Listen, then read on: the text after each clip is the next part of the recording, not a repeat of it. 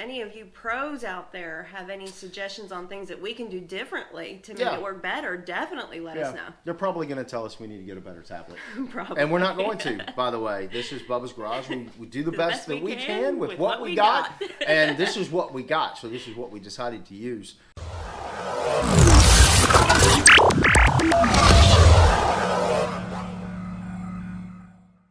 Good afternoon, guys, and welcome to another episode of Bubba's Garage. I hope you guys are having a fabulous day. Guys, in a previous episode right here on Bubba's Garage, I promised you guys my first thoughts on using the Gaia GPS system. Well, really not thoughts, maybe more pointers. Pointers is probably a better word. Lessons learned, things like that. Some of the things that we learned while using Gaia GPS out on the road for the first time. Challenges that we had. Yeah, and today we're going to cover some of that. And be honest with you guys, shooting you straight, we've never used Gaia GPS out on the road on any of our trips at all. We've mainly stuck to maps using Google to get us there, and then using the maps from the facilities to navigate there on out. And honestly, this time, using Gaia, it was a little bit different. It was a little bit different. Before we get started, first up, I want to show you how we have it mounted and how we used it on our previous journey. Let me go show you that. In our particular case, we decided to install the Gaia GPS using the RAM mount suction cup system here on the passenger side. And honestly, that worked out in our favor because Bobby was a navigator on this trip. If you watched our previous episode, well, then you probably saw her doing the navigation. One hand of advice, if you have a navigator, you probably should listen to your navigator. I didn't do that a couple of times and I missed my spot. But this is how we had it set up. We might change some things right here on Bubba's Garage in our future trip coming up really soon. But this worked out really well. We didn't have to worry about it so much. Now let's go talk about the Gaia GPS itself. All right, guys, we used the Gaia GPS on a Samsung Galaxy Tab 8. This is 64 gig of RAM. 64. It does not have a cellular data signal at all. It's Wi-Fi only. In our case, and the way we used it is we downloaded maps to this device. We did not use this to tether with our phones or anything like that. We just downloaded along our track before we went on our trip. Right. And downloaded certain little areas. A couple of things that I want to note about this, though. This is a dirt cheap Samsung tablet. Very much so. I mean, under $100 is what we paid. It is definitely dirt cheap, and it's only for this purpose. We don't use it for anything else. It has a low processor in it, so it doesn't perform very well. But right. That's why I think this is important. I don't see very many people talking about some of the performance issues that you might run into using Gaia. And here's the thing. It's only got 64 gig of RAM. So the nice thing about this is you can expand this with a memory card and store your maps on like an SD card.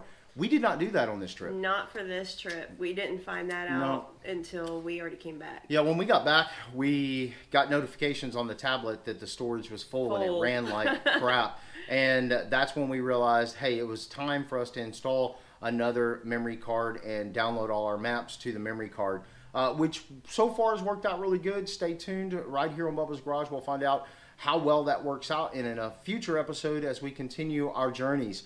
But here's the thing, being that this is a low-powered unit, we had some problems with layers. Yes. We had some problems with layers. We had 2 layers open at one point, and it wasn't updating. It wasn't showing the maps properly. It was glitchy. It was very really glitchy. So you'd see the dot, and then like 3 seconds later it jump, and 3 seconds later it jump, and then there was also refreshing where it would just show the grid, but it wasn't showing the landscape. Yeah, and you know how we overcome that? It was actually really easy. Playing around with the tablet a little bit, we decided to turn off the additional layers. We just left the Gaia Topo layer on there, and it turned out really well. Yeah. I mean, it started performing really well. So that's something to keep in mind. If you're having performance problems with your Gaia GPS, check out your layers. Maybe you have too much on there and the tablet is just not powerful enough to render all of that. So just stick to one layer. And we did that, actually. It worked out really well. We stuck to the Gaia Topo for most of our travels. And then once we got to the Big Bend area, we switched to the other one. We switched to the National Park Services map. So we actually had the Big Bend map on there. And that actually worked out really well. Really well. Another thing I want to point out is when you install Gaia GPS for the first time and you set it up and you sync it, it's got download over cellular turned on by default. So we had it installed on this tablet. We use this in the Jeep for our navigation, but also had it installed on my cell phone.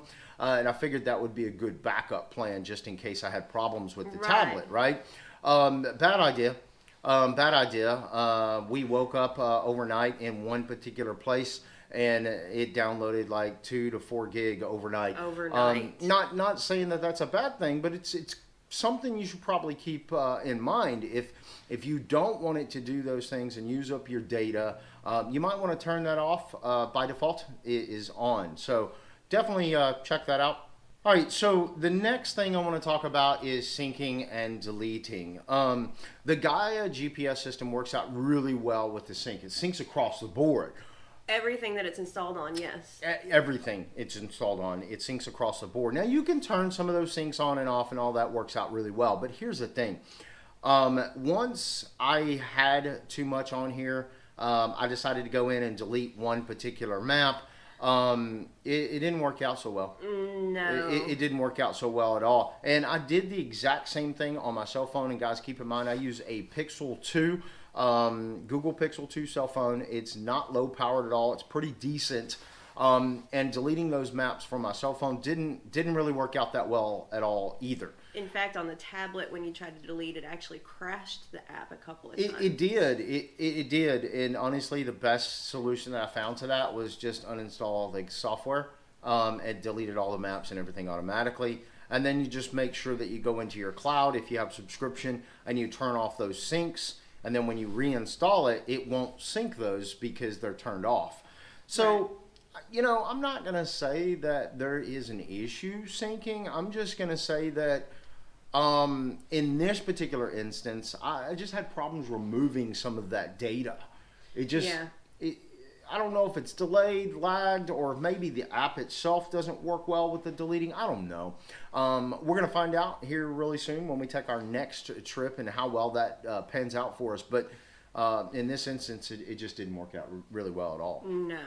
So all in all, I'm really pleased with how the Gaia GPS system turned out. And honestly, there's a lot of videos out there that talk about the Gaia GPS and using it and how to navigate it and you set up your trips and things like that. So I didn't really want to cover that. But I did feel like some of these pointers are probably beneficial. I mean, when you go dirt cheap and you get a cheap tablet, you may not be able to use some of those layers. It took us a little while to figure out that turning those layers off was a dramatic performance improvement. So hopefully that helps you guys. And honestly, the download is another thing that's really nice about the Gaia GPS system is that you can click on your tracks and it'll download details about those tracks and around the area, you can pick everything. Which layers that you want to download. The thing is you know, don't pick huge layers that are not really beneficial, like open streets and maps and things like that. I mean, the bottom line is you're out there, you're off the beaten track, and the data, the things that you're looking for are probably going to be more like national parks, maybe Forest Service roads and things like that. Those are the ones that you want to download. Don't download the open streets stuff, things like that. But this is my pointers, my 2 cents. If you have any questions about the Gaia GPS system, definitely leave me some comments. Again, I'm no pro at the Gaia GPS. There are definitely a lot of pros out there already. This is just my 2 cents on a first-time usage of the Gaia GPS system. Now, keep in mind, we do have the premium subscription service that we're trying out here. No, we're not sponsored. We're not sponsored by any way. This is stuff that we paid for out of our own pocket. And the truth about a couple of things that we ran into. And definitely, if any of you pros out there have any suggestions on things that we can do differently to make it work better, definitely let us know. They're probably going to tell us we need to get a better tablet. Probably. And we're not going to, by the way. This is Bubba's Garage. We do the best that we can with what we got. And this is what we got. So this is what we decided to use. Do you have any feedback on navigation and any of those kind of things? You were the navigator, and no, I didn't listen, but I tried. Well, one thing that I did notice is Yes, Gaia map could be a little different than like if you're in a national park, national forest area. Okay. They could be different than the paper maps. So I would highly suggest using those maps if you're going to be traveling anywhere in those types of parks or areas. And I think that goes hand in hand with any type of travel that you do. Always have a backup plan. Absolutely. Don't solely rely on your Gaia GPS system. You got to look at those paper maps. In most cases, the paper maps are more updated.